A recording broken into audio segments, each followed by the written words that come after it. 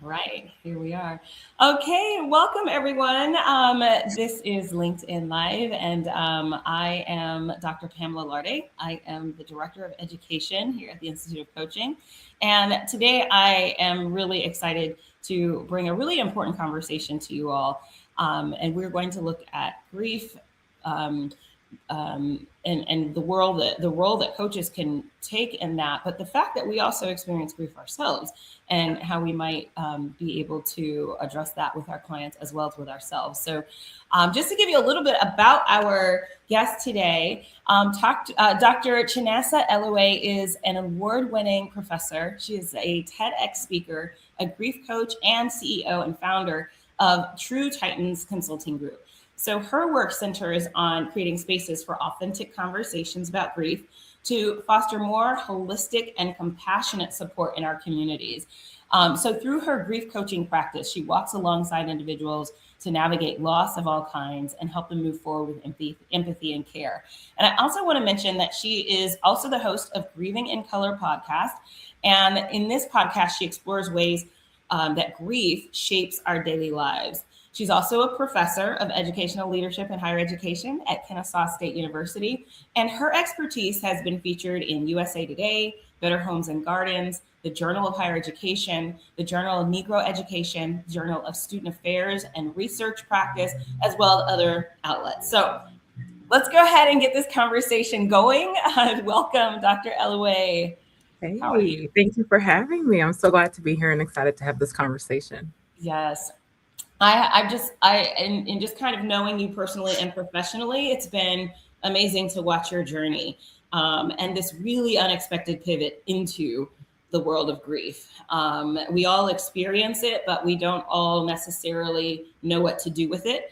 And it seems that you've kind of got a few things figured out, but there's no one way to do it. So, we're going to talk about that a little bit today. Had the opportunity I missed the viewing party, but to see the TED Talk and loved the analogy of the cloak and the many colors and the different phases that we go through with grief. So first question, just want to maybe if you could share with the audience why this topic is so important and how you got into it. Absolutely. And thank you for that question. I always get asked, like, how did you enter into doing grief work? Because no one grows up and says, hey, I want to be a grief coach or a grief researcher in that context. Yes. In my context, it was very personal. I lost my mom almost 7 years ago, and losing her drastically changed my world. It really shifted how I saw things and really forced me to really think about how perhaps engage in my own healing practices to help me cope with the gravity of her loss. Mm. But then two, also think about a couple of years down the road, how there's this unique gap that exists when it comes to talking about grief in society at large. It's oftentimes seen as a taboo topic. We don't want to talk about death and dying. We don't want to talk about the grief and the aftermath thereafter. But the reality is, a lot of us are walking through various forms of grief. And so stepping into this space, I feel like it found me in a way because of my own lived experience. And I recognize that there is a unique opportunity, especially as a coach, to really support others in navigating grief of all kinds, whether it's the death of a loved one or other types of grief that show up in our day-to-day lives. Yeah. Wow. And, talk about those other forms of grief because, we always think about it in terms of losing a loved one and primarily losing them in death. But there's lots of other ways to lose a loved one. But what can grief look like? Whew. The thing here with grief, right, is that it is so unique and it depends on the person, right? So I know in this current context, we've been experiencing grief of all kind, grief in the midst of career transitions, whether it's voluntarily deciding that it's time to pivot and move on to something else, or if you lost a job and you lost those key networks that you were a part of, loss of relationships, friendships, sibling dynamics that shift and change, and you're grieving what that looks like in real time, losing a pet, losing a marriage or a relationship of that context, losing grieving a sense of normalcy in a way, right? We grieve the day-to-day context from time to time, depending on what's going on and how that impacts us individually. Mm. It's interesting. It brings to mind somebody that I know who is dealing with the grief of a parent who is declining. in with dementia. And that parent is still there. And my friend is still caring for her parent, but she speaks often about the grief that she's experiencing through that process. Yes, that's so key. That anticipatory grief that's there when you recognize that perhaps the person is preparing to transition. That Mhm. exists a lot, especially when we think about caretaking as a whole. If you're caretaking for an elderly or aging loved one or someone who's ill, that anticipatory grief is often very germane to the experience, just because you oftentimes may reminisce on what the person, how much they've meant to you in the past, and what they were able to do, but then how as they continue to progress in that context, how Mhm. things have shifted and transitioned. And so maybe the dynamics of the relationship have shifted as well. Wow. And as you were saying that, we have a comment in on LinkedIn from Martha Tween, and she's saying also like losing your country by being an immigrant Yes. involves a lot of loss as well. Yeah, So, absolutely. how do workplaces grapple with this? And I didn't necessarily mean to jump to this so quickly, but as I'm thinking about the colleague who is a colleague slash friend who is, doing caregiving for her parent, parent has not, passed away, but you spoke on the TED Talk about some differences between how different societies address grieving and what position can workplaces take for somebody who hasn't lost the parent or hasn't, it's in the anticipatory stage, and yet they are still experiencing the grief. Yeah. I think workplaces have a unique opportunity to step into this space to be really grief conscious and how they navigate these difficult seasons with their employees. Oftentimes, when we think about bereavement, which is, the eventual passing of a loved one, oftentimes we are expected to receive at least up to 3 days, and that really encompasses just handling the final arrangements and the funeral plans, but never really dealing with some of the necessary needs beforehand. So in this season where perhaps your friend is engaging in some intense caretaking, there is a need for her employer to really perhaps think about how might they provide some more additional resources, right? And I think it's going to vary depending on who you work for and how or to what extent they're willing to be more compassionate and empathetic in such a difficult and trying time.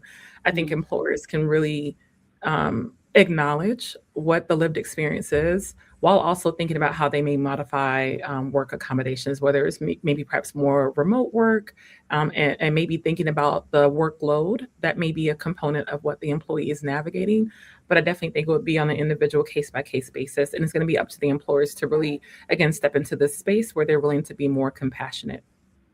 Yeah, and that takes a certain kind of culture in a workplace to even be willing to consider this. I mean, when you talk about, is it grief conscious communication? Yes. Yes, please talk about that, because workplaces that don't have the culture to nurture that, um, I would think need some level of awareness that grief conscious communication, grief conscious care, any of that even exists. Absolutely. So in my TED Talk, I spoke highly of grief conscious communication. And it was a term that I coined to really talk about the need for us to invite us to engage in more nuanced conversations when it comes to grief. Grief conscious communication invites us to really take the time to slow down and really check in with others, even as they're navigating grief related experiences. And there's a lot of research that speaks to the fact that expressing our grief related emotions through communication can significantly improve both our psychological, physical, and mental health. And so there is a need for us to really lean into creating safe spaces where folks feel comfortable enough to really talk about how they're navigating grief. And even though I know, again, I say this always, that I know that grief can be a taboo topic in the workplace context because we know we want to come and operate like it's business as normal. But if you have a colleague or employee who is walking through grief, it's not business as normal for them. Typically, Mhm. when we're grieving, our executive functioning levels are diminished in that context. And I think it's important for us to think about how might we perhaps adapt the ways that we one engage in communicating with our employees when they're walking through a season that is eliciting some of this anticipatory grief. And then secondly, also think about how might we shift some of our policies to allow some unique accommodations when employees step to the forefront and say, hey, I am in the midst of a situation that is really trying personally. Um, are there any policies or practices that we can implement to really help support me during this season. And it's not necessarily giving them a free pass per se, but it really is stepping into a space of compassion, acknowledging the fact that the season they're in requires a different level of care and support that the employer may not be used to providing. But perhaps given this context where all where we may all collectively be experiencing some type of grief, it's a very needed conversation to think about how we can incorporate more grief-related policies and practices into our organizations. What happens when the organization itself is a place that brings grief? Whew, then we have a different type of conversation we need to have, right? So if you're navigating a toxic workplace environment, it may be a need to transition, which in of itself can bring up some grief-related emotions if you've been there for some time. Yeah. Um, and for organizations that exist like that, because we all know them, we perhaps have been a part of those types of organizations, unfortunately. Yeah. I think there's a need to even talk about how might you begin to position yourself to transition, if that is even an opportunity, if that's an option for you at this time. It's interesting because when I've had conversations about toxic organizations, toxic leadership, or people have asked me, what can I do within this particular structure that is really creating trauma in the experience, people often look for a magical answer. How can I transform this organization? How can I change it? And sometimes it's exactly what you said. Sometimes it's free yourself. Yeah. But is there anything else? I mean, what are your thoughts about that? I'm thinking right now about the current labor market, right? We saw recently some research that came out that said over the past year there were over 1 million job losses across different sectors, right? So Right. even making these leaps is not necessarily as seamless or as easy as it once was, right? So I think that brings a lot of pause for folks who may be navigating a very toxic or negative based environment because if in order to get into another field, maybe there are not enough openings right now. Maybe Yeah. it's better to stay with the devil you know versus the devil you don't know, and you choose to remain there at this point. And so I think in this context, where if you're geographically bound or there's some other outlying factors that are impacting your mobility and being able to leave the organization, I think it's absolutely necessary to think about your care practices in that context. So if you have to stay for whatever reason it may be, and it's evoking feelings of grief for you, Mhm. I think thinking about your boundaries within your organization, thinking about your roles and responsibilities that exist, and kind of walking according to what you are getting paid for versus going above and beyond may be necessary. And Yeah. also thinking about how you might engage in activities that bring you joy. And I know this is your wheelhouse here in terms of embracing those micro joy moments to really help support you throughout the day. And when I talk about self-care, I always try to step away from like the proverbial bubble bath or the nice piece of cake, which is nice, right? We all love those things, right? But I think about more self-sustaining practices over time, right? How we might engage with nature, how we might move our bodies and get some physical activity in, how we might step outside and enjoy some good vitamin D from the sun. Those things that really help to elevate our mood and spirits. That are not necessarily connected to our roles. And so I think finding outside or external opportunities to engage in joyful things may be helpful while you also try to figure out what your next steps or next moves may be. I appreciate you saying that because the reality of the situation is it isn't always easy for somebody to take the leap, Yeah. but what they can do while they're still in that predicament. So no, I really appreciate that. We have a question in the comments here, and I'll kind of read through the whole thing because I didn't get to really conceptualize it while I was listening to you. So we're going to conceptualize it together. So, so Lloyd is saying, challenge I have is about people opening up at work for support. Virtually, people reach out, but at work, whether it's professionalism or not, most people seem to hold back. Um, and how to start the conversation with someone walking through grief. So how do we start the conversation with someone walking through grief if they themselves are not open about it? Such a good question. Yeah. That's such a good question, and it's so honest. Mhm. I think this piece around how or to what extent people feel comfortable comes back to how we create safety within the workplace, right? If there's an element of psychological safety that's present within your organization, naturally people will gravitate towards spaces they feel safe in to be able to communicate what their needs are, right? So maybe they're navigating, maybe the colleague or the colleague that mentioned this in the comments, maybe they recognize that there's a need to support a colleague who's recently lost someone, but they are not sure if they'd be receptive or open to that because they don't even voice it themselves.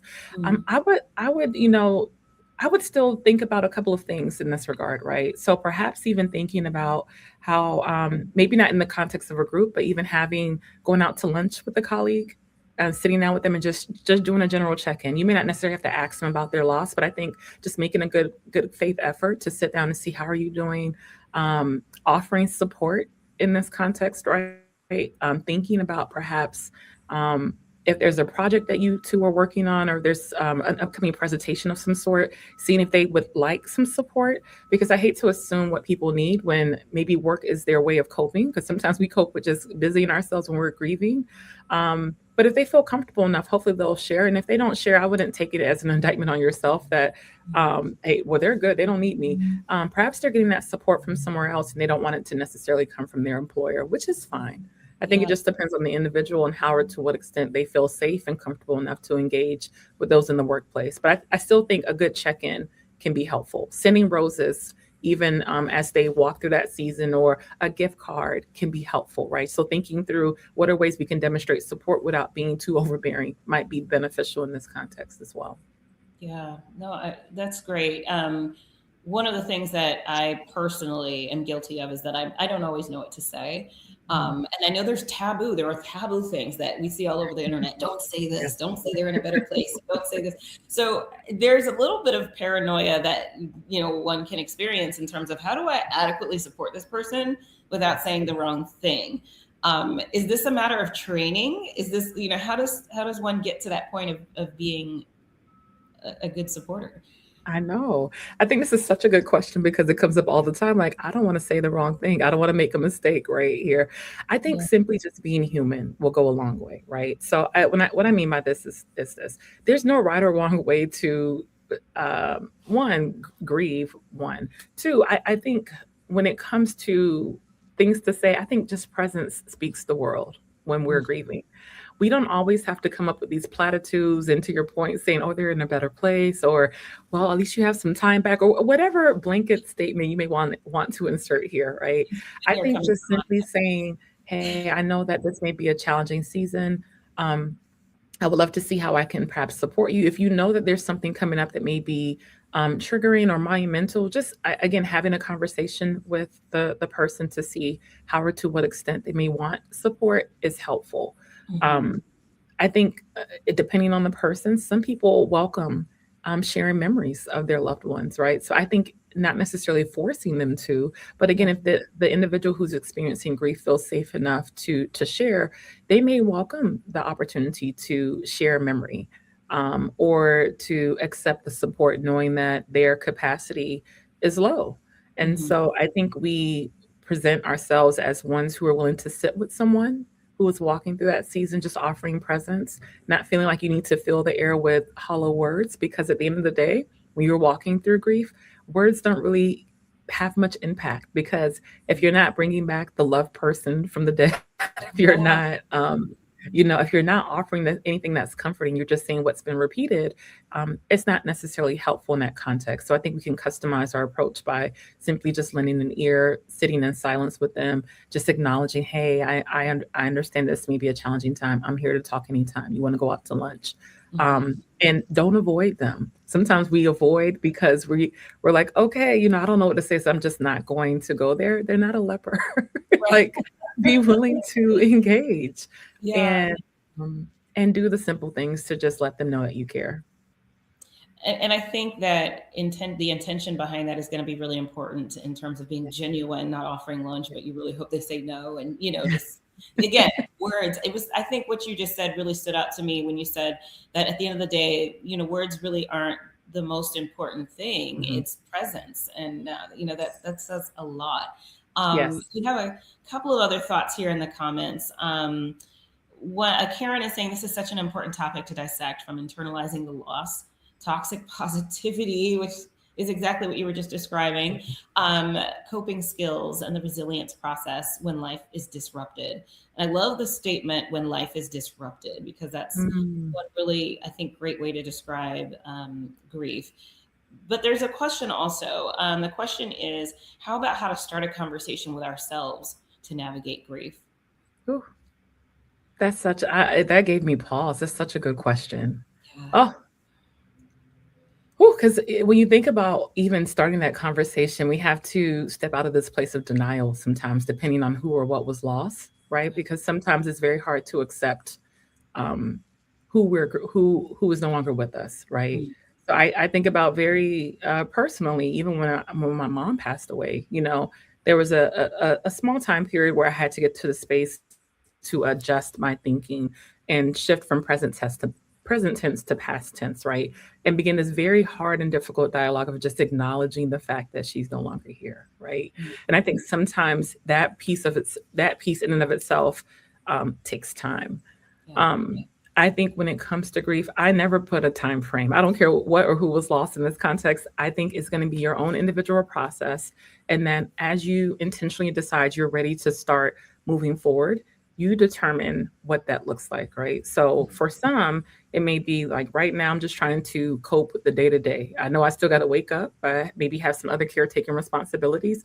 I have a job and I need to pay these bills, and that's all I can stomach for this time. Yeah. I think focusing on what is front facing at the time is helpful, but I think as we think about healing and also being able to honor where we are in our grieving process and then how do we move forward, I think that requires us to intentionally acknowledge when we're ready. And for us, for individuals, it just takes time.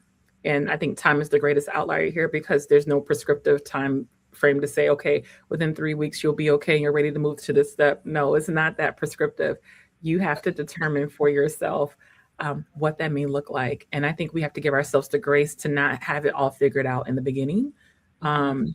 to not feel like we need to hold it all together, because I think that's the biggest piece here is that sometimes we can put on this facade and pretend like we need to continue to show up when internally we're hurting.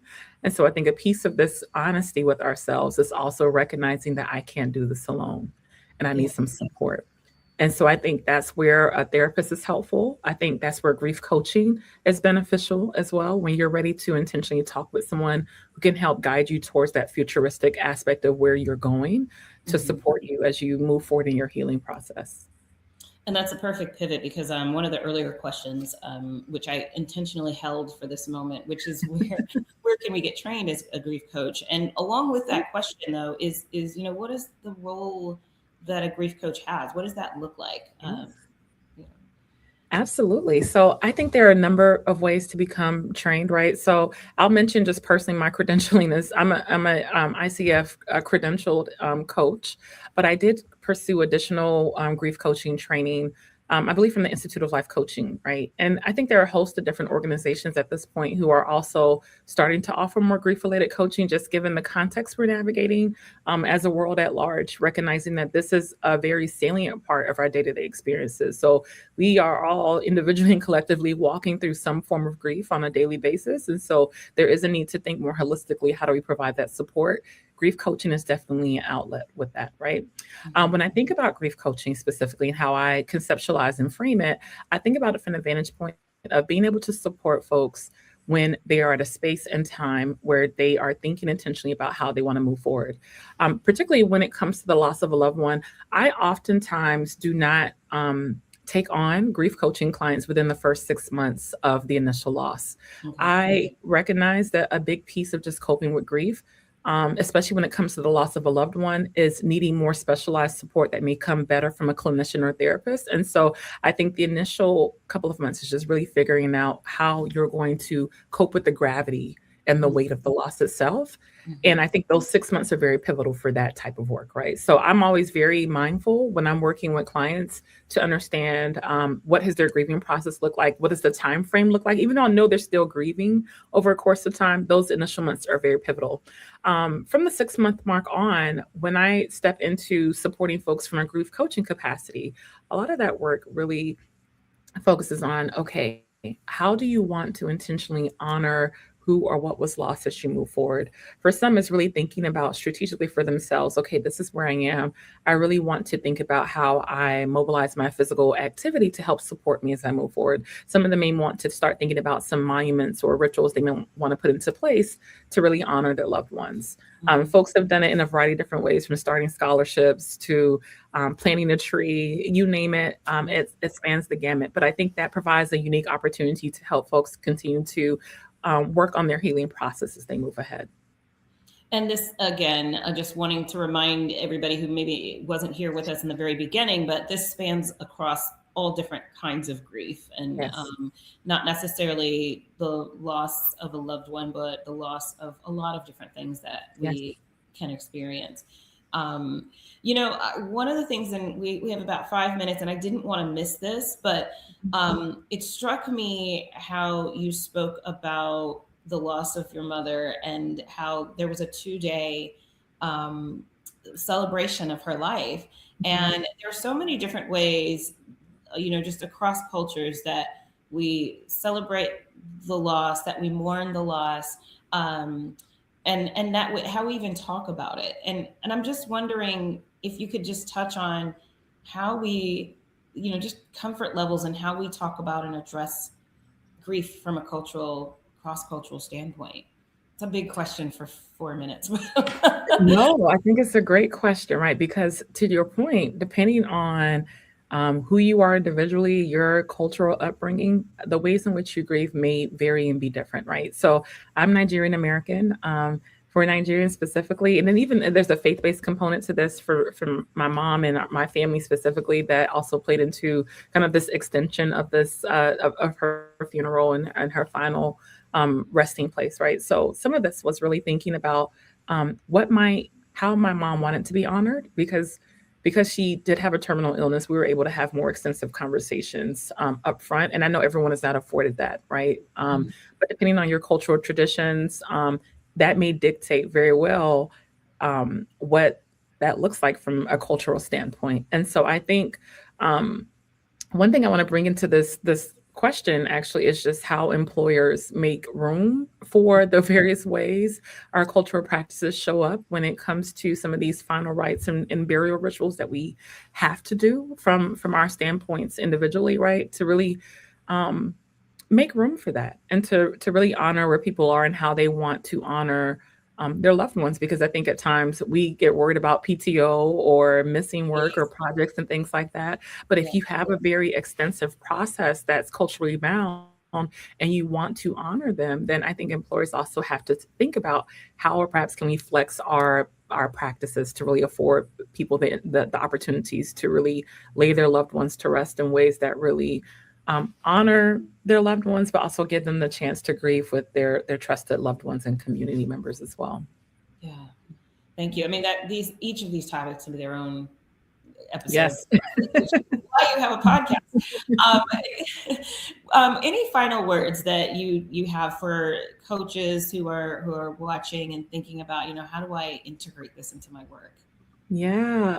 I always I think a big piece that I always want to mention, especially with coaches, is to not shy away from talking about grief, right? Sometimes we think it's the boogeyman in the room, the elephant in the room that we don't want to address.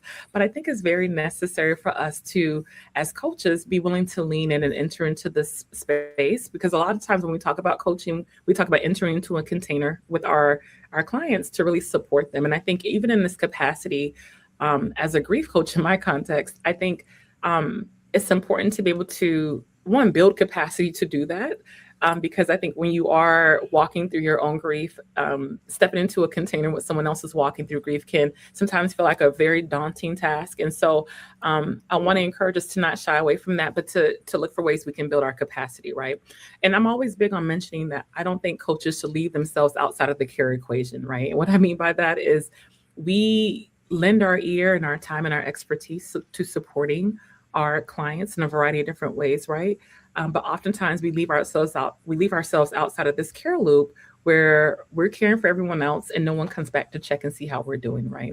And so I think if you're one that wants to incorporate more grief-related coaching into your coaching ethos, I think a big piece of this is thinking about how do you care for yourself between coaching clients? How do you also make sure that you are processing information and navigating some of the vicarious trauma that maybe come up for you when you're hearing these different stories or accounts with your clients, and then building in capacity to support others as you move ahead. Mm, this is good. This is good. Well, if you want more, this was only meant to give you a taste, everyone. So if you want more, definitely follow Chinasa here on LinkedIn. You can get Mhm. connected to all the things that she's doing. Is there any other way we should be connecting with you, or is this the best way? Absolutely. Yes, you can definitely get on my email list at my website at www.drchinasa.com. I do send out grief-related tips and updates from time to time, and I'm on all social media platforms as well, Facebook, LinkedIn, and Instagram. So hope to connect with you all. I'll be sure to add the link here at the bottom in the comments after we sign off here. But thank you so much. This has been so good and so important. And, we've just got to continue this conversation. So thank you. Yes, we do. Yes, we do. Thank you so much. All right.